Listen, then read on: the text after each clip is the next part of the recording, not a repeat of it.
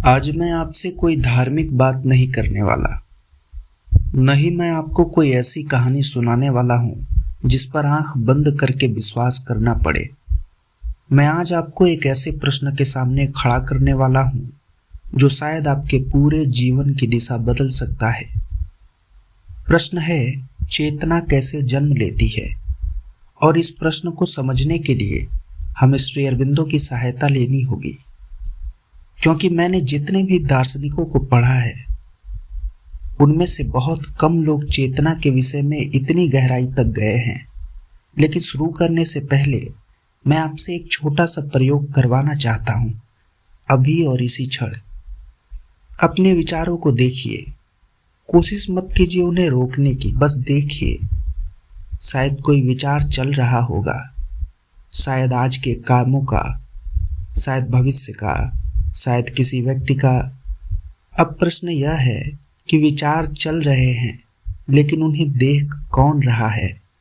यहीं से पूरी यात्रा शुरू होती है, क्योंकि श्री अरविंदो कहते हैं, मनुष्य अपने विचार नहीं है, मनुष्य अपने भाव नहीं है, मनुष्य अपने डर नहीं है, मनुष्य अपने शरीर तक भी सीमित नहीं है। उसके भीतर कुछ और है जो यह सब देख रहा है। लेकिन समस्या यह है कि हम पूरी जिंदगी बाहर देखते रहते हैं और देखने वाले को कभी नहीं देखते। हम दुनिया को जानते हैं, लोगों को जानते हैं, मोबाइल को जानते हैं, राजनीति को जानते हैं, लेकिन जिसने यह सब जान रखा है उसे नहीं जानते। और यही अज्ञान का सबसे गहरा रूप है। सोचिए, जब आप छोटे थे तब भी आपको लगता था कि मैं हूँ, आज भी लगता है कि मैं हूँ। शरीर बदल गया, चेहरा बदल गया, सोच बदल गई, आदतें भी बदल गई, लेकिन यह मैं हूं नहीं बदला। आखिर यह है क्या? यही प्रश्न एक दिन श्री अरविंदो को भी बेचैन कर रहा था। उन्होंने केवल किताबें नहीं पढ़ी, उन्होंने अपने भीतर उतर कर देखा, और जो उन्होंने देखा वह अत्यंत अद्भुत था। उन्होंने पाया कि मनुष्य की सामान्य अवस्था वास्तव में जागृत अवस्था नहीं है। हम सोचते हैं कि हम जाग रहे हैं, लेकिन हम ज्यादातर समय अपने विचारों के सम्मोहन में जी रहे होते हैं। कभी गौर किया है, आपने तय किया कि आज क्रोध नहीं करेंगे, लेकिन किसी ने कुछ कह दिया और क्रोध आ गया। आपने तय किया कि चिंता नहीं करेंगे, लेकिन रात को फिर चिंता शुरू हो गई। अगर आप मालिक हैं तो फिर यह सब आपकी अनुमति के बिना कैसे हो रहा है? यही श्री अरविंदो एक गहरी बात कहते हैं। वे कहते हैं, अधिकांश लोग स्वयं को नहीं जी रहे, वे अपने मन के द्वारा जिए जा रहे हैं। और यही कारण है कि चेतना की खोज आवश्यक है। अब यहाँ एक और प्रश्न उठता है, अगर चेतना इतनी महत्वपूर्ण है तो फिर हमें इसका अनुभव क्यों नहीं होता? इसका कारण बहुत सरल है। जिसे हम मैं समझ बैठे हैं वह वास्तव में हमारा वास्तविक स्वरूप नहीं है। कल्पना कीजिए, एक अभिनेता मंच पर अभिनय कर रहा है। धीरे धीरे वह अपने किरदार में इतना खो जाए कि उसे याद ही न रहे कि वह अभिनेता है। अब वह स्वयं को किरदार समझने लगे। ठीक यही हमारे साथ हुआ है। हमने अपने विचारों को ही स्वयं मान लिया, अपनी भावनाओं को ही स्वयं मान लिया, अपने नाम को ही स्वयं मान लिया, अपने शरीर को ही स्वयं मान लिया, और जो वास्तविक चेतना है वह पीछे छूट गई। श्री अरविंदो कहते हैं, आध्यात्मिक यात्रा का अर्थ कुछ नया बनना नहीं है, बल्कि यह याद करना है कि आप वास्तव में कौन हैं। और यहीं से चेतना का वास्तविक जन्म शुरू होता है। ध्यान से सुनिए, अरविंदो के अनुसार चेतना का जन्म किसी अस्पताल में नहीं होता। चेतना का जन्म तब होता है जब पहली बार मनुष्य स्वयं को देखने लगता है, जब पहली बार वह अपने विचारों से अलग खड़ा हो जाता है, जब पहली बार उसे महसूस होता है कि मेरे भीतर कुछ ऐसा है जो बदलता नहीं। और यह अनुभव जितना गहरा होता जाता है उतना ही चेतना प्रकट होने लगती है। लेकिन अभी बात खत्म नहीं हुई, क्योंकि यहाँ एक बहुत बड़ा रहस्य छिपा है। आपने देखा होगा, कुछ लोग केवल अपने शरीर तक सीमित रहते हैं, खाना, कमाना, सोना, बस। कुछ लोग थोड़ा और आगे बढ़ते हैं, वे ज्ञान खोजते हैं, कुछ लोग कला खोजते हैं, कुछ लोग सत्य को खोजते हैं, और कुछ लोग स्वयं को खोजते हैं। क्यों एक ही पृथ्वी पर जन्म लेने वाले लोग इतने अलग क्यों हैं?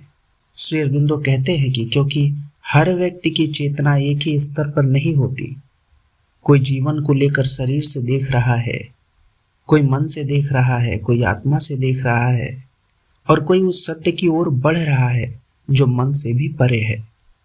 अब जरा अपने जीवन को देखिए, क्या कभी ऐसा हुआ है कि अचानक बिना किसी कारण के भीतर शांति उतर आई हो?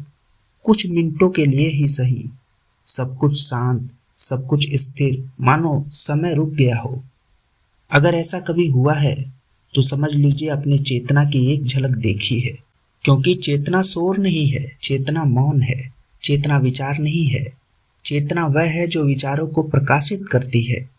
जैसे सूरज स्वयं प्रकाश है, उसे किसी और प्रकाश की जरूरत नहीं, वैसे ही चेतना स्वयं जागरूकता है, उसे किसी प्रमाण की जरूरत नहीं। अब यहाँ श्री अरबिंदो एक क्रांतिकारी बात कहते हैं। वे कहते हैं कि मनुष्य अंतिम अवस्था नहीं है। जिस प्रकार पशु से मनुष्य प्रकट हुआ, उसी प्रकार मनुष्य से भी उच्चतर प्रकट हो सकता है, और यही विचार उनके पूरे दर्शन का केंद्र है। वे कहते हैं मनुष्य एक अधूरा प्राणी है, एक संभावना है, एक शुरुआत है, अंत नहीं है। और शायद यही कारण है कि मनुष्य कभी संतुष्ट नहीं होता। सब कुछ मिलने के बाद भी भीतर खालीपन रह जाता है, क्योंकि आत्मा कुछ और खोज रही है, कुछ ऐसा जो दुनिया को किसी वस्तु में नहीं मिल सकता। और जब तक वह नहीं मिलता, भीतर बेचैनी बनी रहती है। श्री अरबिंदो कहते हैं यह बेचैनी समस्या नहीं है, यह संकेत है। संकेत की चेतना आगे बढ़ना चाहती है। संकेत की जीवन केवल वही नहीं है जो आंखों से दिखाई देता है। संकेत की आपके भीतर कोई द्वार अभी खुलना बाकी है, और शायद आप यह वीडियो भी उसी कारण देख रहे हैं। शायद आपके भीतर भी कहीं ना कहीं यह प्रश्न जाग गया है कि मैं वास्तव में कौन हूँ, मैं यहाँ क्यों हूँ, और मेरे भीतर देखने वाला कौन है। जब यह प्रश्न सच्चा हो जाता है, तभी चेतना की यात्रा शुरू होती है। और जब यह यात्रा शुरू होती है तो मनुष्य धीरे धीरे बदलने लगता है। उसकी दृष्टि बदलती है, उसकी प्राथमिकताएं बदलती हैं, उसका जीवन बदलता है। क्योंकि अब वह केवल दुनिया को नहीं देख रहा होता, वह स्वयं को भी देखने लगा होता है। और जिस दिन मनुष्य स्वयं को देखने लगता है, उसी दिन चेतना का नया जन्म होता है। लेकिन अब एक बात बहुत महत्वपूर्ण आती है कि यदि चेतना इतनी महान है तो फिर हम उसे हर समय अनुभव क्यों नहीं कर पाते।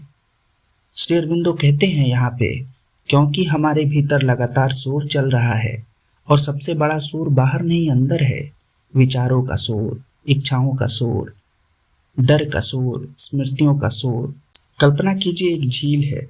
अगर झील का पानी लगातार हिलता रहे तो उसके तल में क्या है, यह दिखाई नहीं देगा।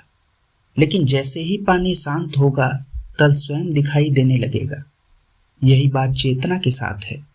हम जीवन भर चेतना को खोजते रहते हैं, जबकि समस्या यह नहीं कि चेतना नहीं है, समस्या यह है कि हमारा मन बहुत अशांत है। और यहीं से अरबिंदो हमें एक अद्भुत दिशा देते हैं। वे कहते हैं मन को मारो मत, मन से लड़ो मत, विचारों को जबरदस्ती मत रोको, सिर्फ देखो, सिर्फ साक्षी बनो। यहाँ आप सोचेंगे कि सिर्फ देखने से क्या होगा। अरबिंदो कहते हैं कि बहुत कुछ होगा, क्योंकि जिस क्षण आप देखने लगते हैं, उसी क्षण आप विचारों से अलग होने लगते हैं। मान लीजिए आपके भीतर क्रोध उठा। सामान्यतः व्यक्ति कहेगा कि मैं क्रोधित हूँ, लेकिन जो चेतना की ओर बढ़ रहा है वह कहेगा मेरे भीतर क्रोध उठ रहा है। यह सुनने में छोटा अंतर लगता होगा, लेकिन यही अंतर पूरी आध्यात्मिक यात्रा का आधार है। पहले आप क्रोध थे, अब आप क्रोध को देख रहे हैं। पहले आप भय थे, अब आप भय को देख रहे हैं। पहले आप विचार थे, अब आप विचारों को देख रहे हैं। और जिस दिन देखने वाला पूरी तरह जाग जाता है, उसी दिन चेतना का एक नया द्वार खुलता है। श्री अरबिंदो कहते हैं कि मनुष्य के भीतर केवल मन ही नहीं है, मन के पीछे भी कुछ है। एक गहरा मौन, एक स्थिर उपस्थिति, एक ऐसी शक्ति जो हमेशा शांत रहती है। तूफान हो या शांति, सफलता हो या असफलता, वह नहीं बदलती। और अधिकांश लोग उसे कभी छू भी नहीं पाते, क्योंकि उनका पूरा जीवन सतह पर बीत जाता है, लहरों के साथ, गहराइयों तक उतरे बिना। और यही कारण है कि अरबिंदो बार बार भीतर उतरने की बात करते हैं, क्योंकि उत्तर बाहर नहीं है, उत्तर भीतर छिपा है। अब मैं आपसे एक प्रश्न पूछता हूँ, क्या आपने कभी ऐसा अनुभव किया है कि अचानक कोई उत्तर भीतर से आ गया हो, बिना सोचे, बिना तर्क किए, बिना आपके विश्लेषण किए? अचानक मानो कहीं से प्रकाश उतर आया हो। अगर ऐसा हुआ है तो अरविंदो कहते हैं कि वह केवल विचार नहीं था, वह चेतना की एक ऊंची परत की झलक थी। क्योंकि मन हमेशा सोचता है, लेकिन चेतना कभी कभी सीधे जानती है। और जानने तथा सोचने में बहुत बड़ा अंतर है। सोचना अंधेरे में टटोलना है, जानना प्रकाश में देखना है। यही कारण है कि दुनिया के महान ऋषि कई बार कहते थे कि सत्य सोचा नहीं जाता, सत्य देखा जाता है। और जब सत्य देखा जाता है तो वह किसी तर्क का परिणाम नहीं होता, वह अनुभव बन जाता है।